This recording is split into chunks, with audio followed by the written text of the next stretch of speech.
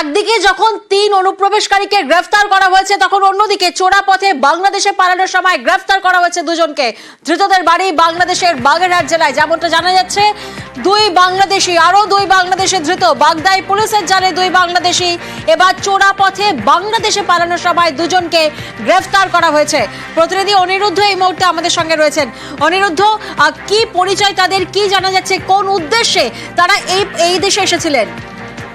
দেখো প্রিয়াঙ্কা, তোমাকে জানিয়ে রাখি যে উত্তর 24 পরগনার বাগদা থানার পুলিশ গতকাল যখন টহলদারি চালাচ্ছিল গতকাল বিকেলে, সেই সময় বাগদা থানা এলাকার বৈকোলা এলাকায় এই 2 জনকে দেখে প্রাথমিকভাবে তাদের সন্দেহ হয়। তারপরে তাদেরকে জিজ্ঞাসাবাদ করে পুলিশ জানতে পারে যে তারা কাজের উদ্দেশ্যে গত 6 মাস আগে বাংলাদেশ থেকে ভারতে এসেছিল এবং ভিন রাজ্যে তারা পরিচারিকার কাজ করতো বা বাড়িতে কাজ করার জন্য সেখানে ছিল, এবং সেখান থেকেই তারা বাংলাদেশে চড়াপথে যাবার জন্যই বাগদাতে এসেছিল।